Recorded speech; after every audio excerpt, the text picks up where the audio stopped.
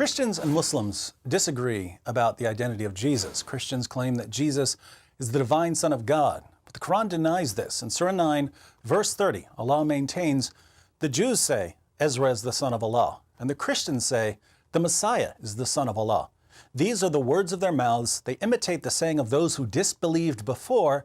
May Allah destroy them, how they are turned away.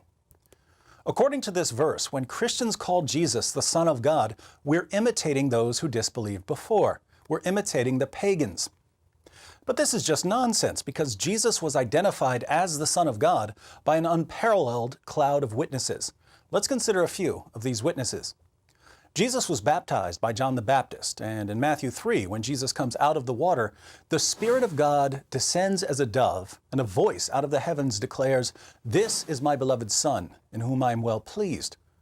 A voice out of the heavens says, "This is my beloved Son," which means that the voice was the voice of the Father. But how do we know whom the Father was talking about? How do we know he wasn't talking about John the Baptist or someone else? Well, the Holy Spirit descended from heaven and landed on Jesus. Notice, the Father and the Holy Spirit together identify Jesus as the Son of God. And Jesus repeatedly identifies himself as the Son of God. At his trial, for instance, in Mark 14, the high priest asks him, "Are you the Christ, the Son of the Blessed One?" Jesus answers, "I am, and you shall see the Son of Man sitting at the right hand of power and coming with the clouds of heaven." So Father, Son, and Holy Spirit are in complete agreement that Jesus is the Son of God. In Luke 1, the angel Gabriel says to Mary, "Do not be afraid, Mary, for you have found favor with God, and behold, you will conceive in your womb and bear a son, and you shall call his name Jesus. He will be great and will be called Son of the Most High." Jesus is to be called Son of the Most High, according to Gabriel, chief spokesman of the angels. What about the prophets? John the Baptist was a prophet, according to both Christianity and Islam. In John 1, he tells his followers about Jesus and says, "I myself have seen and have testified that this is the Son of God." That's the testimony of the prophets. How about Jesus' apostles? At the end of John 1, the apostle Nathanael says to Jesus, "Rabbi, you are the Son of God, you are the King of Israel." In Matthew 16, Jesus asks his disciples, "Who do you say that I am?" Peter answers, "You are the Christ, the Son of the living God." Now, if Jesus were just a prophet, this would have been a really good time to rebuke Peter. Instead, Jesus says to him, "Blessed are you, because flesh and blood did not reveal this to you, but my Father who is in heaven." In Matthew 14, Jesus walks on water during a storm. After stepping into the boat, the wind stops and the disciples bow down and worship him, crying out, "You are certainly God's Son." But it's not just his male followers who call him the Son of God. In John 11, Lazarus dies, and Martha, the sister of Lazarus, meets Jesus on his way to raise Lazarus from the dead.